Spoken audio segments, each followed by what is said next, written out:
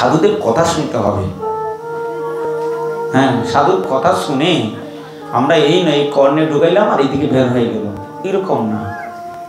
তাকে আপনি আমার জীবন জড়জাগতিক জীবনে দুঃখ কষ্ট করি, অসুবিধা নাই, একবেলা খাই, অসুবিধা নাই। যদি কেউ অনাহারে তাকেও কেউ জিজ্ঞেস করবে না তুমি কি খেয়েছো। হ্যাঁ, আবার যদি 3 বেলা 5 বেলা পেট ভরে খাইও, কেউ জিজ্ঞেস করবে না তুমি আজ কয় বেলা খেয়েছো, জিজ্ঞেস করবে? জিজ্ঞেস করবে না। কিন্তু আমি যদি একটা কোনো খারাপ কাজ করি, কোনো অসৎ কাজে লিপ্ত হই, তাহলে কি হবে? সবাই কি বলবে? জন্তুর ছেলেটা গাঁজাখোর, বলবে কি না? মেয়েটা কি গো জানো খারাপ সম্পর্ক করছে, বলবে কি না? এর মানে কি?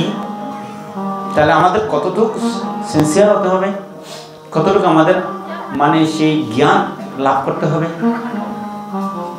সেই জন্য এই মনুষ্য শরীর লাভ করেছি আমরা সৌভাগ্যের ফলে। ভগবান ঋষভদেব তিনি বলছেন নায়ম দেহবাজম নীলকে, বলছেন নায়ম মানে দেহ ভাজম নীলকে, এই মনুষ্য শরীর লাভ করেছি সৌভাগ্যের ফলে। কিন্তু ওই খাওয়া পড়ার জন্য না, দিন রাত অক্লান্ত পরিশ্রম করার জন্য না। এই মনুষ্য শরীর না দিয়ে তো একটা পশু শরীর দিতে পারতো, একটা বৃক্ষ দিতে পারতো। কিন্তু ভগবান কেন মনুষ্য শরীর দিয়েছেন? যেন এই মনুষ্য শরীরের মাধ্যমে আপনি আমি আমার জীবনকে সার্থক করতে পারি। কেন? সাধুর কথা শুনে। সাধুর কথা শুনে, এবং সেই জন্য ভগবানের দিব্য নাম রূপ গুণ লীলা পরীক্ষার আদেশ যত শ্রবণ করব তত আপনি আমার জীবন সার্থক করতে পারবেন। যেমন ব্রজবাসীরা তাদের জীবন কেমন ছিল? তারা গো পালন করতেন, গাঠে মাঠে থাকতেন, হ্যাঁ, আর কি করতেন? সারা দিন সেই গোবৎসের পিছনে পিছনে থাকতেন, আর সন্ধ্যালে গো দহন করতেন, দুধ টুক রাখতেন, একটা পাত্রে জমা হয়ে থাকতো, আর সেটাকে মন্থন করে যে মাখন তৈরি হতো, সেই মাখনটা দিয়ে মথুরা বাজারে নিয়ে বিক্রি করতেন, আর বিক্রি করে যা পেতেন তা দিয়ে তাদের জীবন অতিবাহিত করতেন। তাহলে চিন্তা করছেন তাদের জীবন কত সংকটময় ছিল। তাদের মতো তারা সরল জীবন যাপন করতেন। আর আপনার আমার জীবন প্রতিদিন ঘুমিয়ে ঘুমিয়ে প্ল্যানিং করছি যে কি কি করব, কালকে কোথায় যাব, কাকে ঠকাবো, কোথায় দালালি করব, করবো কিনা, শুধু চারটা খাওয়া করার জন্য। সেই ব্রজবাসীগণ তারা অত্যন্ত সহজ সরল জীবনযাপন করতেন। আর তারা নিজেরা বলতেন কি আমরা এমন সুকৃতি করেছি যার ফলে সেই গোকুল বৃন্দাবন এত প্রসিদ্ধ। সেই গোকুল বৃন্দাবন প্রসিদ্ধ কারণই হচ্ছে স্বয়ং ভগবান সেই গোকুলই আবির্ভূত হয়েছিলেন। যা আবির্ভূত হওয়ার ফলে ভগবানের চরণ স্পর্শের দ্বারা সেই গোকুল ব্রজভূমি সেই ধূলিকণা চিন্ময়ত্ব লাভ করেছে। কত সুন্দর, কি ধন্যাতি ধন্য জীবন। আর আপনার আমার জীবন, দেখেন যারা করোড়পতি সম্পত্তির মালিক আছে, এবং আমাদের দেখেন প্রত্যেকের ঘরে দরজা আছে, আছে কিনা? দরজা আছে, তারপরে গ্রিল আছে নিজেকে সেভ করার জন্য। কত রকমের ব্যবসা বাণিজ্য করছি, কিন্তু এই গ্রিল থাকা সত্ত্বেও বাহিরে সিকিউরিটি রাখি আমরা সেফটির জন্য, নিজের জীবনের সেফটির জন্য টিকিট রাখি কিনা। কিন্তু বৃন্দাবনে ব্রজবাসীদের ঘরের দরজাও নাই, তারা ভালো একটা টয়লেটও নাই।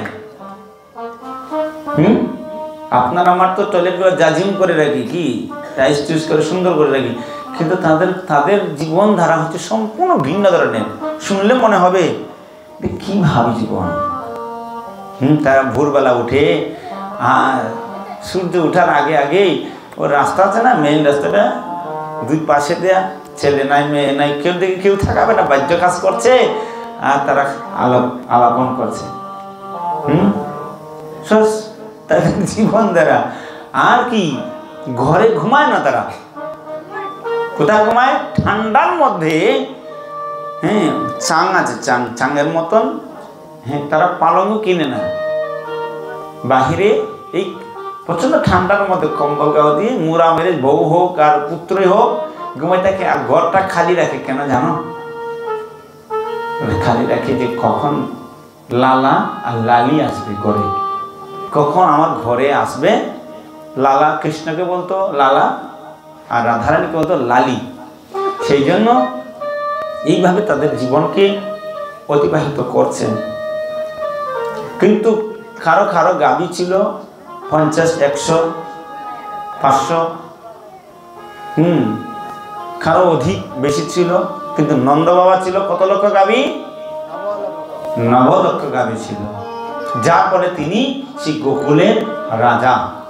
আজকে যদি অর্থ অঞ্চলে যার অধিক টাকা থাকে তারে আমরা কি বলবো? সে ধনী ব্যক্তি, ঠিক না? সে যদি লেখাপড়া নাও জানে তাকে সবাই প্রাধান্য দিবে, কেন? কারণ তার তো অনেক টাকা আছে। হ্যাঁ, তো মধ্যে মধ্যে এইভাবে জীবনযাপন করতেন। কিন্তু কৃষ্ণের বয়স তখন ছিল মাত্র 3 বছর 4 মাস। 3 বছর 4 মাস তখন হবেদা শুধু খালি হাঁটতে শিখেছে। হ্যাঁ, গোকুলের দিকে হাঁটতে শিখেছে, কিন্তু একা তো হাঁটে না, তার বন্ধু বান্ধবদেরকে নিয়ে নিয়ে তিনি এদিক সেদিক হাঁটাহাঁটি করেন। এদিক যেতেন, কিন্তু যার ঘরে দেখতেন নবজাত মাখন রেডি আছে, তৈরি আছে, বাস বন্ধুরা ঢুকে সেখানে চুরি করে খেত। হ্যাঁ, সেই নবজাত মাখন চুরি করে করে খেত, আর খেতে মোটামুটি তারা পেট করে চলে যেত। গৃহিণী আইসা দেখতেন সে মাখন একদম নেই করে। সেদিন তারা কোনো ব্রজবাসীরা উপবাস থাকতে হতো, উপবাস পালন করতেন। হ্যাঁ, কি কঠিন জীবন দেখেন। হ্যাঁ, তারা উপবাস থাকতো। তাই এইরকম যখন তিনি বিচরণ করছিলেন, তো মা যশোদার কাছে গিয়েছে ব্রজবাসীরা নালিশ দিতে, যশোদা, তোমার পুত্র গোপাল আমাদের ঘরে সে মাখন চুরি করে খায়। হ্যাঁ, তো এই কথা বলার সাথে সাথে মা যশোদা বিশ্বাস করতেন না, বলতেন দেখো আমার গোপাল হবে শুধু খালি হাঁটতে শিখেছে, আর বয়স মাত্র বেশি হয় নাই, আর তাও আমি বৃদ্ধ বয়সে এত সুন্দর আমি একটা পুত্র পেয়েছি, আর তোমরা ঈর্ষান্বিত হয়ে আমার পুত্রের নামে তোমরা নালিশ দিচ্ছ। হ্যাঁ, তোমরা এভাবে নালিশ দিতে পারো? আরে আমার বড় কি ছানা মাখন কম আছে নাকি? না, আমি বিশ্বাস করি না। তো মা যশোদা বলছে যে সত্যি যদি তোমাদের ঘরে চুরি করে থাকে তোমরা এক কাজ করবে, মাখনটা একটু চিকার উপরে রেখে দিবে, উপরে, তখন গোপাল পাবে না আর খাবে না।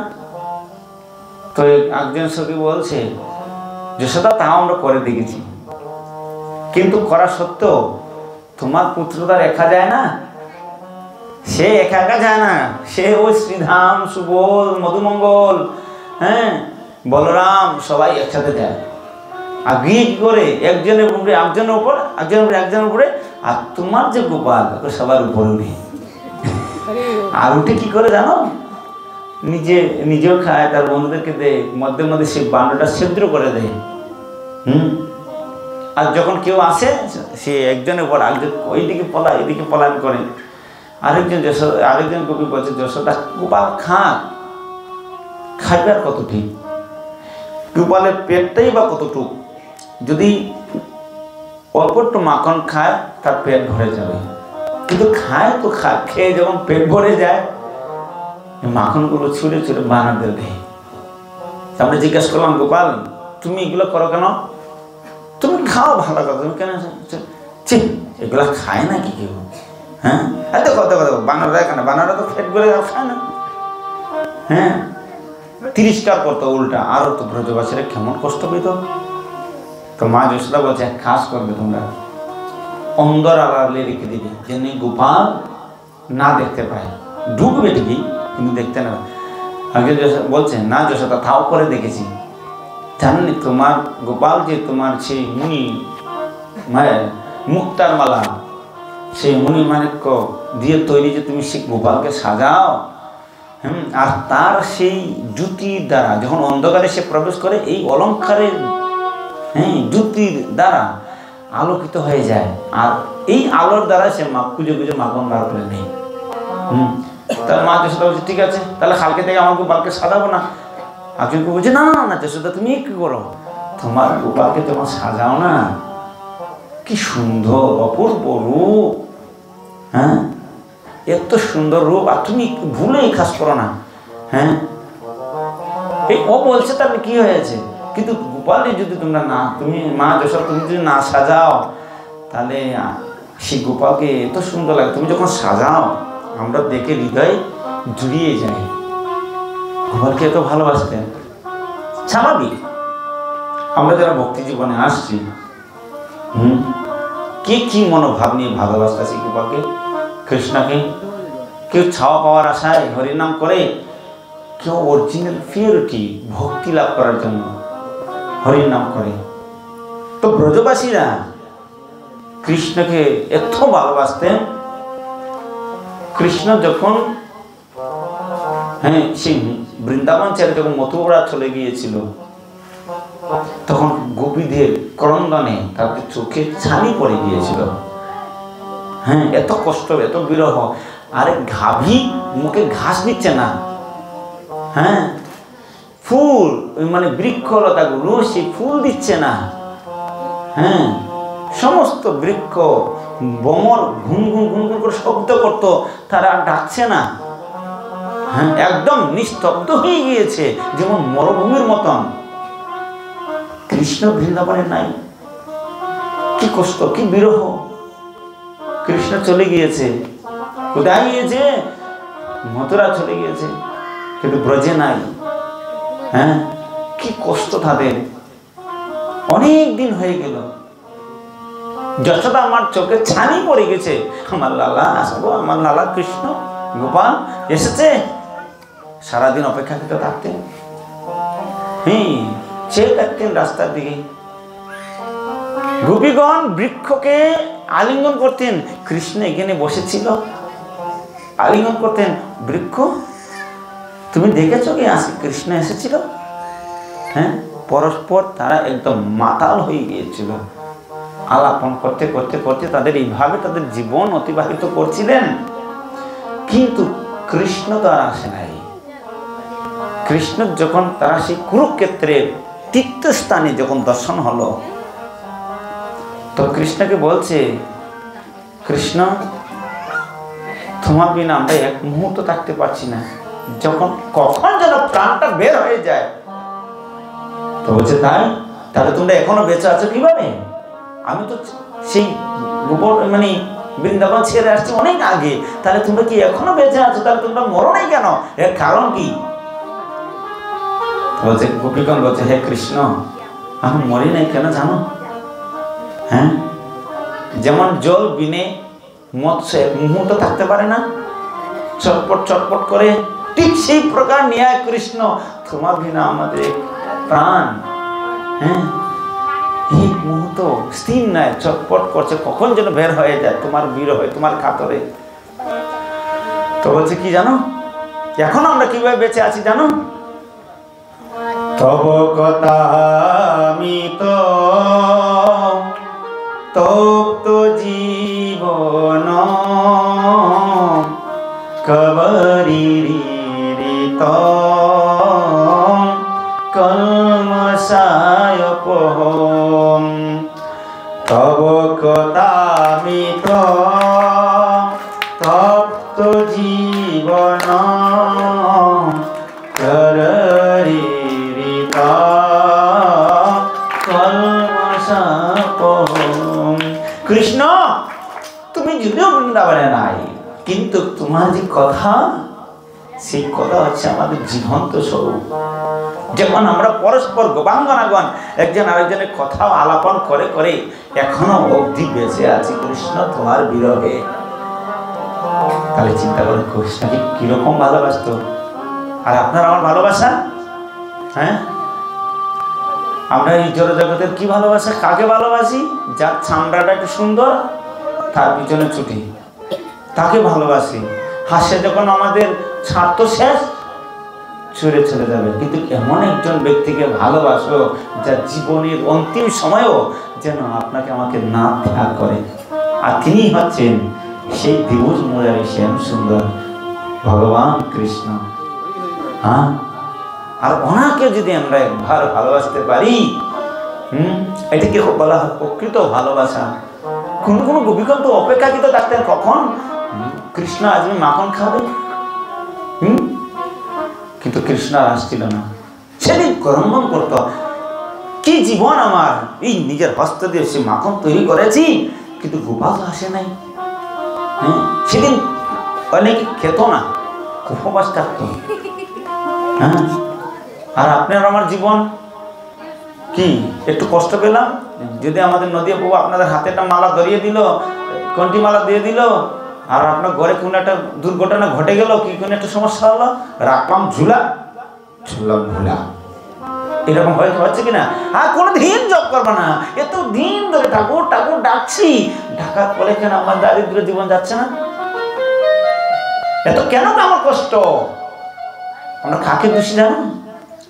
ওই নদিয়া, এই নদিয়া সাধু এদিকে এসেছে, আমার পরিবারটা ধ্বংস করেছে।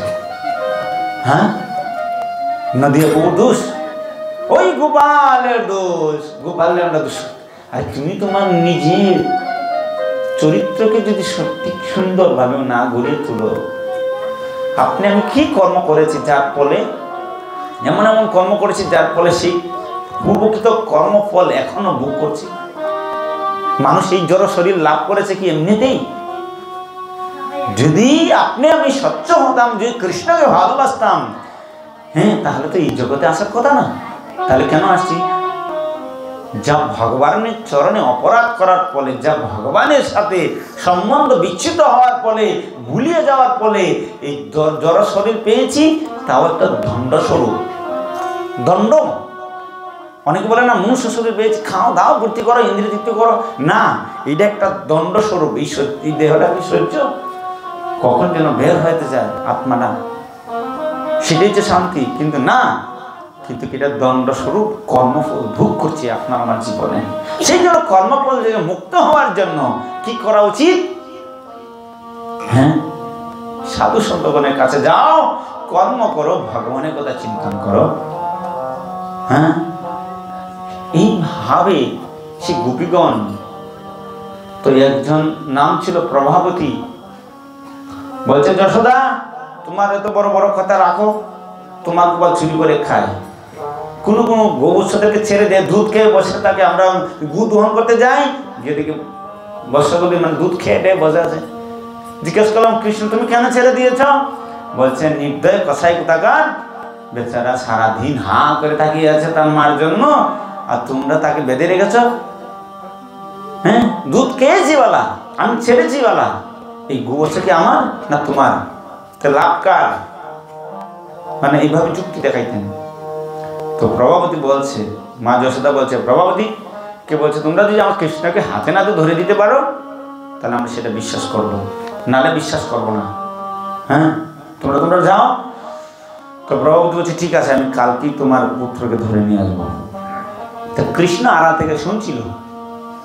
আর যখন প্রভাবতী তিনি কি করেছে, মাখন তৈরি করে রেডি করে এসে আর পাশে বসে আছে, কৃষ্ণ আসবে খাপ করে ধরবে, তো কৃষ্ণ এদিন যায়নি।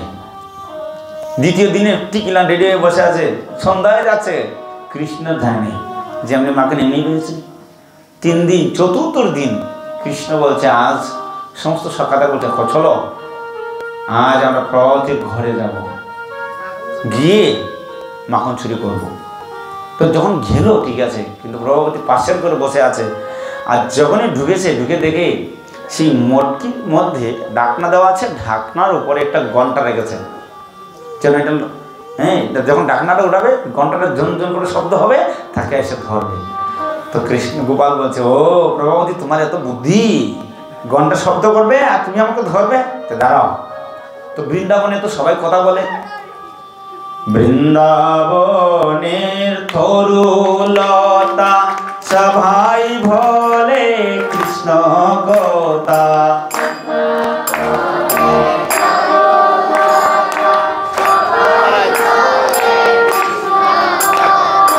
বৃন্দাবনের তরুলতা সবাই বলে কৃষ্ণ কথা।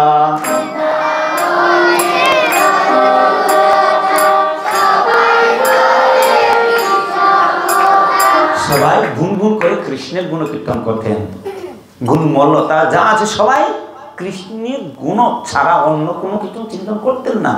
কিন্তু বলছে ঘন্টা, কৃষ্ণ বলছে, হে ঘন্টা, আজ আমরা মাখন চুরি করে খাবো, আমার বন্ধুদেরকে খাওয়াবো, তুমি একদম নিঃশব্দ থাকবে, কোনো শব্দ করবে না। ঘন্টা বলছে, প্রভু যথাজ্ঞা, আপনার আজ্ঞা আমরা পালন করার জন্য প্রস্তুত। ঘন্টা নামিয়েছে, ঘন্টা শব্দ করে নেই। আর যখনই সমস্ত বন্ধুদেরকে খাওয়ালো, ঘন্টা লড়ে নাই। আর যখন সবাইকে খাওয়ানোর পর কৃষ্ণ যখন মুখে দিল, ঘন্টা টান টান টান টান টান করে বাজতে শুরু করেছে। তো কৃষ্ণ বলছে, আরে তুমি এই কি কাজ করলে? তোমার তো কথা ছিল তুমি বাজবে না, তাহলে তুমি এখন কেন বাজছ? তো বলছে, দেখো প্রভু, আপনি যখন ভোজন করেন, কেন আমার তো আপনার শর্ত আমি পালন করেছি, কিন্তু আপনি যখন ভোজন করেন প্রভু, আমি কি না বেজে থাকতে পারি? আপনি তো ঘন্টা না বাজে খান না।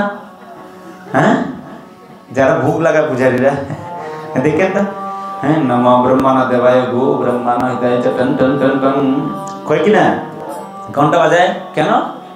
প্রভু আমি আমার ঠিকই প্রতিজ্ঞা হচ্ছে। কৃষ্ণ তো বলছে, তাই তো।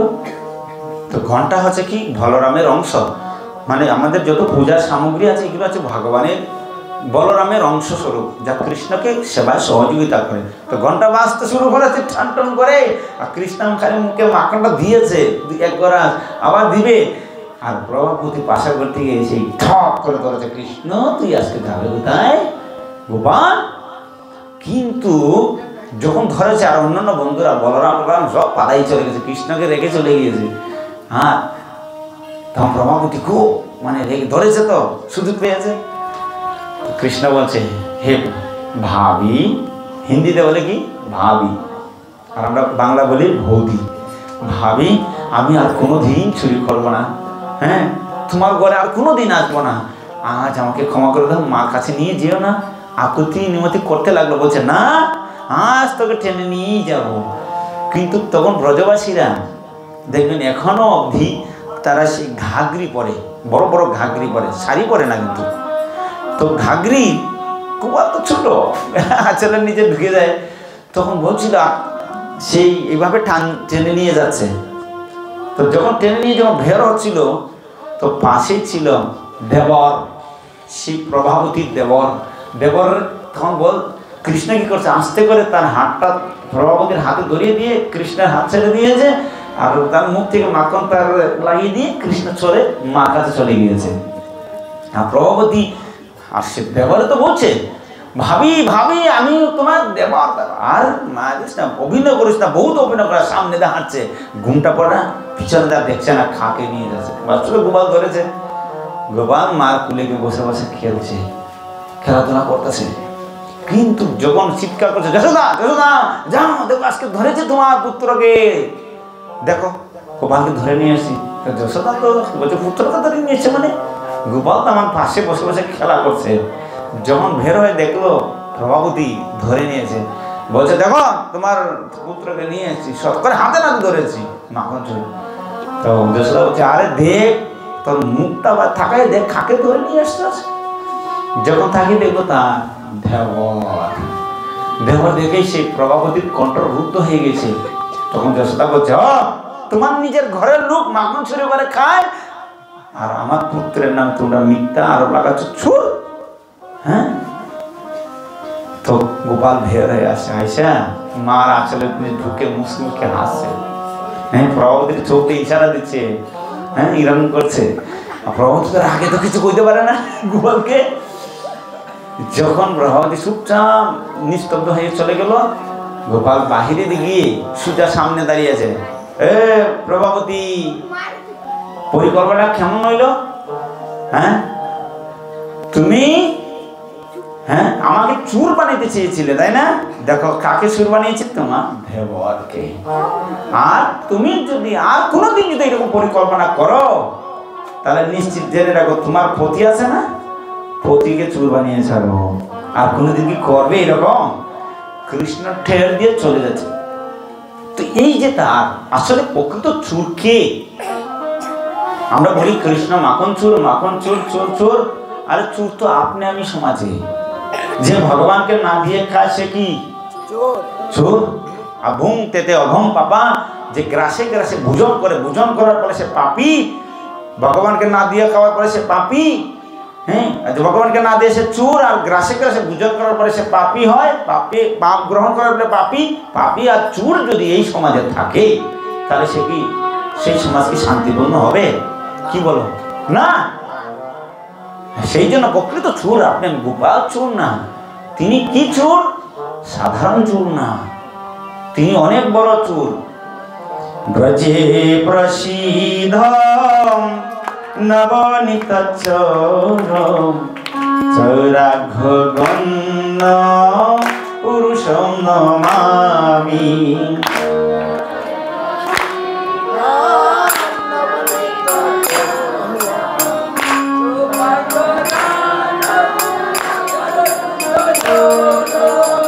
ব্রজে প্রসিদ্ধম নবনীত চোরম গোপাঙ্গনানাম চ দুকুল চোরম।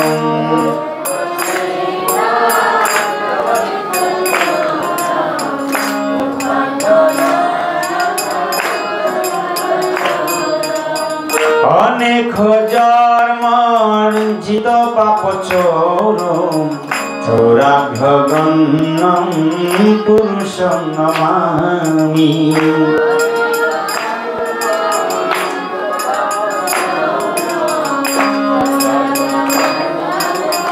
পুরুষম নমামি। এখানের মধ্যে যদি কেউ মোবাইল চুরি করে, হ্যাঁ, ও নান্টু ভাই না জন্টু ভাই, কেমন পিটারা দিবে তারে? হাত পা বেঁধে বা হাত ভাষার মধ্যে দিয়ে একটা দিবে কিনা? কিরকম পিটাটা যে দিবে? ঘরের যে বধূ আছে না, ওই চুর ধরেছে, ধর ধর, ঘরের শ্রেণী আই না মা দিবে কিনা? মা চুর।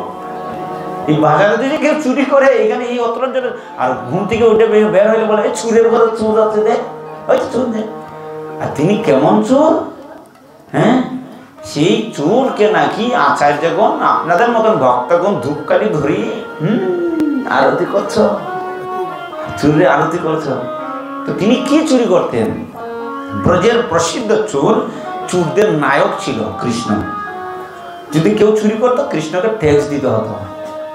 অন্যরা যদি চুরি করতো কৃষ্ণকে ট্যাক্স না দিলে বিপদ আছে। তো তিনি ছিলেন প্রসিদ্ধ চোর। আর ব্রজকে তিনি এমন ভাবে প্রসিদ্ধ করে রেখেছিলেন, সকলকে আনন্দ বিধান দিচ্ছিলেন। হ্যাঁ, এইভাবে আনন্দ দিতে দিতে তো বলছেন গোপাঙ্গনা নাম চৌ দুকুল চৌরম। এই যে গোপাঙ্গনাগণ আছে ব্রজের, তাদের সেই দুকুল, পূর্বকৃত কর্মের ফল, সেই আর তখনকার কর্মের ফল। অনেক জন্মার্জিত পাপ চোর চৌরাঘগন্নম পুরুষম নমামি। অনেক অনেক জন্ম অর্জিত যে পাপ সঞ্চিত হয়েছিল, কৃষ্ণ মাখন খেয়ে খেয়ে সেই পাপ হরণ করতেন। হ্যাঁ, আর সেই চোরকে আচার্যগণ প্রণাম করছেন। তিনি কেমন চোর? কত সুন্দর। ব্রজে প্রসিদ্ধ নবনীত চোর গোপাঙ্গনানাম চ ধূকুল চোরম।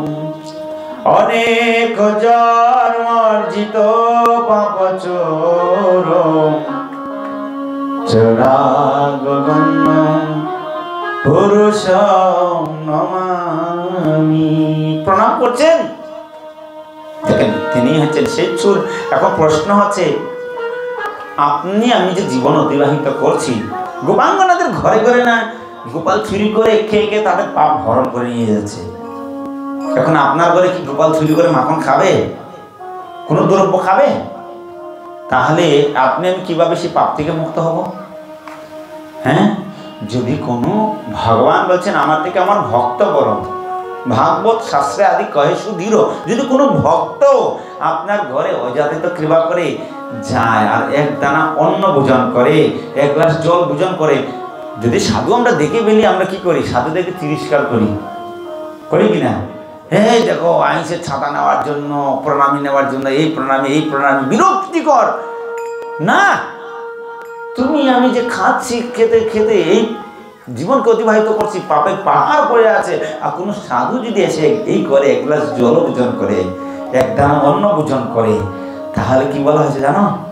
বলছেন যে আপনার আমার জীবনের যে কর্মফল, সেই সাধু নির্দ্বিধায় বহন করে নিয়ে যায়, আর আপনি পবিত্র হয়ে যায়। হরি বল, পবিত্র হয়ে যায়। কিন্তু সেই জন্য কি করা উচিত? সাধু সেবা, প্রতিদিনই একজন দুইজন সাধু সেবা, কিছু দান দক্ষিণা করা। এই মাসে কার্তিক মাস যত সাধু সেবা দিবেন, হ্যাঁ ভগবানের সেবা দিবেন, হ্যাঁ 1000 গুণ অধিক ফল প্রাপ্ত হব। ভাগবত কথা শুনবেন, এই মাসে যত সাধুদেরকে ভোজন করাবেন, যা আপনার আমার 1000 গুণ অধিক ফল প্রাপ্ত হব। তাহলে আপনি পবিত্র হয়ে যেতে পারি। হ্যাঁ, তিরস্কার না করে, অপবাদ না দিয়ে, আপনার সামর্থ্য অনুসারে আপনি দিতে পারেন, যতটুকু পারেন দিলে কি হবে? আপনি পবিত্র হয়ে যাব। কিন্তু দেখেন তিনি তা তো করতেনই, কৃষ্ণ আরো কি চুরি করতেন জানো? শ্রী রাধিকায়া হৃদয়শ্চ চোরম, শ্রী রাধিকায়া হৃদয়শ্চ চোরম, চৌরাঘগন্নম পুরুষম নমামি। বলছে শ্রীমতী রাধা রানী যে খায়া এবং গোপাঙ্গনাদের যে হৃদয়, কৃষ্ণ তা চুরি করে নিতেন। শুধু মাখন চুরি না, তাদের হৃদয় এবং সেই সমস্ত কিছু হরণ করে নিতেন। সেই জন্য গোপালের কথা বিনা, গোপালকে দর্শন বিনা এক মুহূর্ত তারা কেউ থাকতে পারতেন না। শ্রী রাধিকায়া হৃদয়শ্চ চোরম, চোরাগগন্নম পুরুষম নমামি। এখন প্রশ্ন আছে, যারা এই যে ঊর্ধ্বকুণ্ড তিলক দিয়েছে, তারা কি এমনি লাগাইছে রে বাবা? এখন যদি আমি বলি তুমি নাচো, নাচবে? কেন নাচবে না? কারণ হচ্ছে কি জানো?